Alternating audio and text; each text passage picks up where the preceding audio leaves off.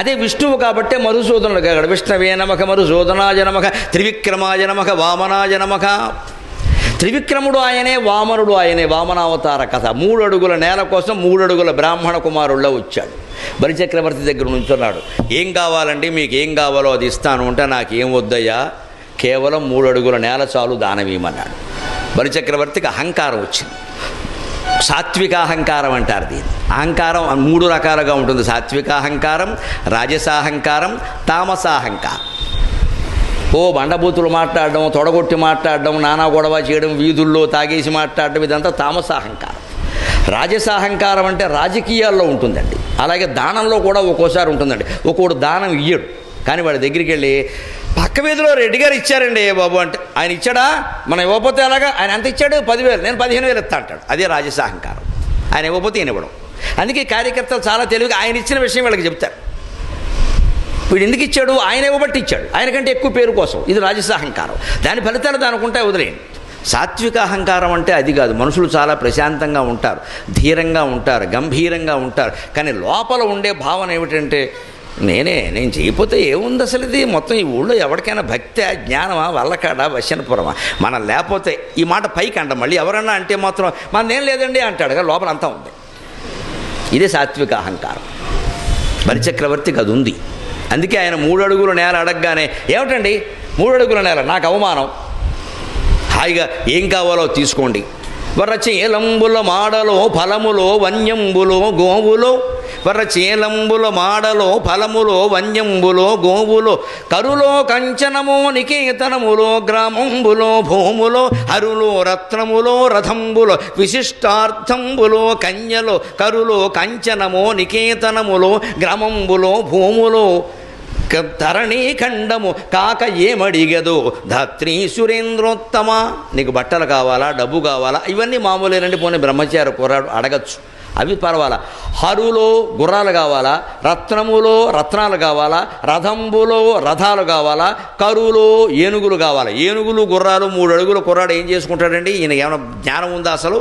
దేశాన్ని పరిపాలించేవాడు మాట్లాడే మాటేనా ఇది? 3 అడుగులు 7 ఏళ్ల వయస్సున్న బ్రాహ్మణ అబ్బాయి నీ దగ్గరికి వచ్చి చదువుకునే విద్యార్థి, నాకు దానం ఇయ్యవయ్యా అంటే, ఓ పలక ఇచ్చుకో, ఓ బలపం ఇచ్చుకో, ఓ పంచ 2 జతల బట్టలు ఇచ్చుకో, లేదా మధ్యాహ్న భోజనం పెట్టుకో, అందులో కోడిగుడ్డు కూడా ఇచ్చుకో కావాలంటే. ఇవన్నీ మానేసి వాడికి ఏం కావాలో చూడడం మానేసి, నీకు ఏనుగులు కావాలా, ఏనుగు తొక్కితే వాడు పనికొస్తాడా? నీకు గుర్రాలు కావాలా, గుర్రం ఎక్కితే పనికొస్తాడా? గుర్రం ఎక్కడం అంటే వేరే అర్థం కూడా ఉంది. గుర్రం ఎక్కితే పనికొస్తాడా? అంతేకాదు, కన్యలో అమ్మాయిలు కావాలి. ఇదేంటి అమ్మాయిలను ఇస్తావా?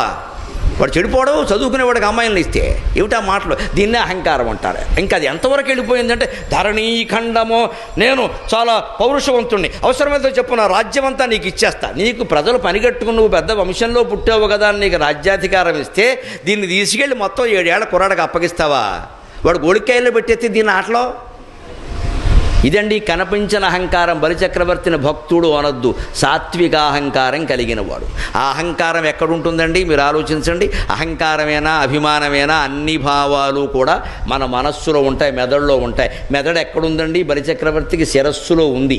అందుకని ఆయనకి అక్కడే పాదం పెట్టాడు, ఆ అహంకారం పోవడం కోసం. భగవత్ పాద స్పర్శ కలగగానే ఆ అహంకారం పోయింది. మనకెవరికైనా విష్ణుమూర్తి ప్రత్యక్షమైతే ఆయన పాదం పెట్టడు, వాడు పెడితే మోకాల మీద పెడతాడు. ఎందుకంటే మన మెదళ్ళు అక్కడే ఉంటాయి.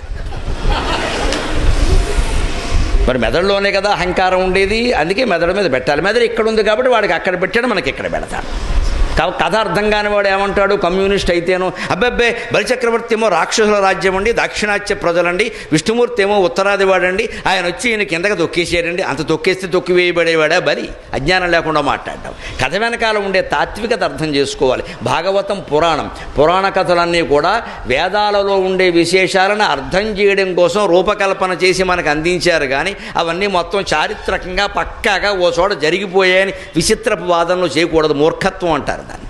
ఆ కథ తత్వం గ్రహించుకో, విషయం వదిలేసి అంతే. ఇంకా గజేంద్ర మోక్షం ఎక్కడ జరిగింది, బలిచక్రవర్తి కథ ఎక్కడ జరిగిందని పారిపోయి అక్కడ నువ్వు పువ్వు ఆకు పెట్టేస్తే ఉపయోగం ఏం లేదు. ఇక్కడ కథ తెలుసుకో. మన మనస్సులో అహంకారం ఉంటుంది, సాత్విక అహంకారం కూడా ఉంటుంది. మంచివాళ్ళమే, కానీ నా అంత మంచివాళ్ళు లేరు, అది ఉంటుంది. నా అంత మంచివాళ్ళు లేరు, నన్ను అందరూ మంచివాళ్ళు అంటూ ఉంటారు. ఇంత అహంకారం ఏది చెప్పడం అంటే, ఎవరైనా ఒకళ్ళు అనకపోతే ఆవిడ కోపం వచ్చేస్తుంది వెంటనే. ఇంకా అలాగ బలిచక్రవర్తికి అహంకారం ఉంటే దాన్ని పోగొట్టడం కోసం వామనుడు ఏమయ్యాడు? త్రివిక్రముడయ్యాడు. ఆ త్రివిక్రముడై ఆయన అందించిన సారాంశం ఏమిటండి? వామనక త్రివిక్రమక. వామనుడు అంటే 3 అడుగులు నేడగడం కాదమ్మా, మనిషి కూడా 3 అడుగులే ఉన్నాడు, ఇంతెత్తే ఉన్నాడు. సరిగ్గా దాని ఉద్దేశం ఏమిటండి? ఆయనే చెబుతాడు స్పష్టంగా, ఒంటివాడ నాకు 2 అడుగుల మేర చాలు సొమ్ము మేర వల్ల కొర్కదీర బ్రహ్మకు కటి ముట్టెద దాన కుతుక సాంద్ర దానవేంద్ర. నేను ఒక్క చిన్న కుర్రాన్నయ్యా, నాకేదో ధరణీఖండం అంటావు, ఏనుగులు అంటావు, గుర్రాలు అంటావు, గాడిదలు అంటావు, నాకెందుకయ్యా అవన్నీ పని లేక 3 అడుగుల నేల ఇవయ్యా చాలన్నాడు. ఎందుకని? 3 అడుగుల నేల సరిగ్గా మీరు కొలిచి చూసుకోండి. మీ ఇంట్లో మీరు పూజకి కానీ, జపానికి కానీ, పారాయణకి కానీ, ధ్యానానికి కానీ కూర్చున్నప్పుడు సరిగ్గా మీ చుట్టూ ఉన్న నేల మీరు కొలిచి చూసుకోండి, 3 అడుగులే ఉంటుంది. 2 అడుగులు తక్కువ, 4 అడుగులు ఎక్కువ. ఆ 3 అడుగుల నేలలో మనం కూర్చుని సరిగ్గా స్తోత్రం చదివితే, సరిగ్గా పారాయణ చేస్తే, సరిగ్గా జపం చేస్తే, సరిగ్గా ధ్యానం చేస్తే గుహాయాం అంతర్గుహలో హృదయంలో ఉన్నటువంటి విష్ణుమూర్తి దర్శనం అవుతుంది, ఆత్మ సాక్షాత్కారం. అందుకు 3 అడుగుల నేల చాలు. అప్పుడు విశ్వమంతా మన దగ్గరే ఉంటుంది. విశ్వమూర్తిర్మహామూర్తిర్ దీప్తమూర్తిరమూర్తిమాన్ అనేకమూర్తిరవ్యక్త శతమూర్తి శతాననక. భగవంతుడు ఎక్కడో ఉన్నాడు అనుకుని క్షేత్రాలు తీర్థాలు తిరుగుతూ ఉంటామే, ఏదో ఓపుకుంటే తిరగచ్చు, కానీ తిరగలేని వాళ్ళు బాధపడక్కర్లేదు. ఎక్కడున్నాడో చాలా స్పష్టంగా వామన చరిత్రలో చెబుతాడు ఆయన. కోర్కెదీర బ్రహ్మకు కటి ముట్టెదా. నువ్వు నాకు 3 అడుగుల నేల ఇస్తే నేను అక్కడే కూర్చుని ధ్యానం చేసి సాధన చేసి బ్రహ్మ పిలక పట్టుకుంటా. బ్రహ్మ పిలక అంటే ఏమిటి? బ్రహ్మదేవుడు ఎక్కడున్నాడు? 14 లోకాల్లో సత్యలోకం పైన ఉంటుంది, సత్యలోకంలో బ్రహ్మదేవుడు ఉంటాడు. ఈ మాట ఏమో పాతాళ లోకంలో జరిగింది. పాతాళ లోకానికి సత్యలోకానికి మధ్యలో 12 లోకాలు ఉన్నాయి. ఇది అది కలిపితే 14 లోకాలు. అంటే విష్ణుమూర్తి ఏం చెబుతున్నాడు? ఇక్కడ ఉన్న చోట నిలబడి అవసరమైతే బ్రహ్మదేవుడు పిలకని నేను పట్టుకోగలనయ్యా అన్నాడు. అంటే అర్థం ఏమిటి? మనం ఉన్న చోటే ఉండి ఇంట్లోనే కూర్చుని మన పూజా మందిరంలోనే కాస్త శుభ్రమైన చోట కూర్చుని ఎవరూ ఇబ్బంది పెట్టకుండా ఈ యథవ సెల్ ఫోన్ అవతల బారేసి ఎవరిని కాసేపు రావద్దని చెప్పి ఒక రోజుకో పావు గంట అరగంట కేటాయించుకొని మన హృదయంలో ఉండే ఆత్మ మీద దృష్టి పెట్టాలండి. మనం ఆలోచన ఆగిపోవాలి. ఆలోచన ఆగిపోతే భగవంతుడు దొరికినట్టే, అంతకంటే అదృష్టం లేదు. నాకే అది కాలేదు కాబట్టి నేను ఎక్కువ మాట్లాడలేను ఆ విషయం మీద. నేను చేస్తున్నది సాధనే. నేను తరచు ఏకాంతం ఎందుకు కోరుకుంటాడు అంటే ఈ సాధన కోసం. ఇంత తప్పించినందుకు, ఇంత చెప్పినందుకు, ఇన్ని పద్యాలు అలనేందుకైనా అమ్మవారు కరుణించి నాకు సాక్షాత్కరిస్తుందేమో ఏకాంతాన్ని కోరుకుంటా. అంతకుమించి ఎవరి మీద ద్వేషం నాకు లేదు. పాదాభివందనాలు పారితోషికాలు ఇస్తే నా సొమ్మేం పోయిందమ్మా, పట్టుకెడతాను, పెళ్ళాం బిడ్డలకు ఇచ్చుకుంటాను, వాళ్ళు ఇంకా నన్ను ఎక్కువ గౌరవిస్తారు. కానీ ఎంతకాలం ఇది? ఎంతకాలం? మీకు అందరికీ చెబుతున్నది మేము అందుకోద్దా? మేము ఇలాగే ఉండిపోతామా చెప్పేవాళ్ళ కింద? మేము అందుకోకుండా మీకు చెప్పడమే తప్పే అసలు. అందుకని నేను ఇంట్లో కానీ ఎక్కడికి వచ్చినా కానీ ఏకాంతాన్ని ఎందుకు కోరుకుంటా? ఇంటికి ఎవరన్నా వస్తానన్నా కూడా వద్దమ్మా, కేవలం దర్శనం కోసం రావద్దు, ఏదైనా పని ఉంటే చెప్పమంటాను. అబ్బే ఓసారి మిమ్మల్ని చూడాలని టీవీలో చూడమ్మా అని చెబుతాను.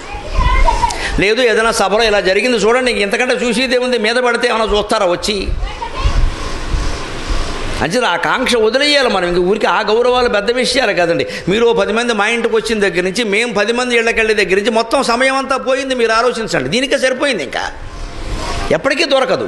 కానీ నాకు వామన చరిత్ర చదివినప్పుడు అలా గుర్తొచ్చినప్పుడు నా బాధ ఏమిటంటే, మనం 100 సార్లు చెబుతున్నామో ఇప్పటికీ ఓ చోట 3 గంట సేపు కూర్చొని మనం చేయలేకపోతున్నాం. మనకి చెప్పే అర్హతుందా? సరిగ్గా శ్వేతాశ్వతరోపనిషత్తులో చెబుతారు, కఠోపనిషత్తులో చెబుతారు భగవంతుడు ఎక్కడున్నాడు అంటే అంగుష్టమాత్ర పురుషక సదా జనానాం హృదయే సన్నివిష్టక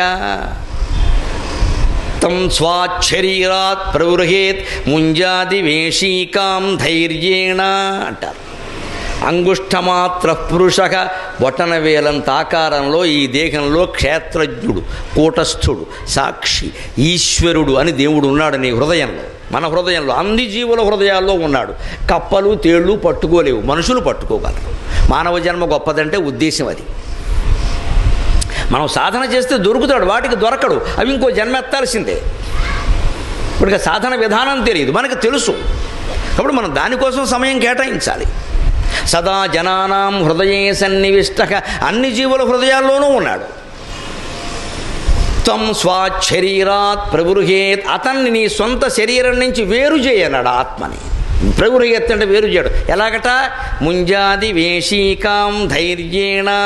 బ్రాహ్మణులు మన ఇంటికి వచ్చినప్పుడు ఈ శుభకార్యాలను అశుభకార్యాలను కూడా సందర్భాల్లో దర్భగడ్డి వాడతారు. ఆ దర్భగడ్డిని వాళ్ళు ఏం చేస్తారంటే ఈయన తీసేస్తారు. అరిటాకులు కూడా చూడండి, ఒక్కోసారి కింద ఈయనే బాగా లావుగా ఉంటే తినడానికి అడ్డంగా ఉంటుంది, ఎత్తుగా అది. అందుకని ఇలా తీసి వెనకాల నుంచి ఈయన తీస్తారు. అరిటాకు ఈయన తీయడం తేలిక, ఎందుకంటే లావుగా ఉంటుంది. కానీ దర్భగడ్డి ఈయన తీయడం చాలా కష్టం. కానీ బ్రాహ్మణులు పురోహితులు వాళ్ళకెంత అభ్యాసము అంటే ఇలా పట్టుకుని ఆ 2 రొబ్బలు ఇలా పట్టుకుని చక్కగా రొబ్బలు పాడవకుండా ఈయన తీసేస్తారండి. వాళ్ళకి ఆ అభ్యాసం ఉంది. అలాగా వ్రతాలు పూజలు మొదలైన వాటిలో దర్భగడ్డిని పట్టుకుని 2 రెమ్మలు అలాగే ఉంచి మధ్యలో ఈయన లాగినట్టుగా నీ మనస్సుని, బుద్ధిని, శరీరాన్ని, అంతఃకరణాన్ని, అహంకారాన్ని అన్నిటినీ అలా అట్టిపెట్టి ఆత్మ అనేదాన్ని లాగవయ్యా, నీకు దమ్ముంటే ధైర్యం ఉంటే ఆ ప్రయత్నం చేయవయ్యా, దేవుడు దొరుకుతాడని చెప్పి. అది మేము చెబితే వచ్చేది కాదు, మేమెవరమో చేసి మేము ఎత్తి మీద చేయబట్టినంత మాత్రం రాదు, అది కూడా అజ్ఞానమే. మనం చేస్తేనే వస్తుంది అది, ఎవరి మటుకు వారకే అది. ఎవరికైనా చేయబట్టి ఒకవేళ మాకు శక్తి ఉండే మా బోటు గురువులు ఎవరో పోనీ స్వామీజీలు ఎవరైనా సరే ఆ తపశ్శక్తి ధారపోసారంటే వాడి దగ్గర ఉండదు, ఇంకా అనుమానం ఏం లేదు. అది శక్తి అంటే పవర్ ఈజ్ ట్రాన్స్ఫరబుల్. విద్యుత్ అమ్ముకోవట్లేదా, కొనుక్కోవట్లేదా? శక్తి ట్రాన్స్ఫర్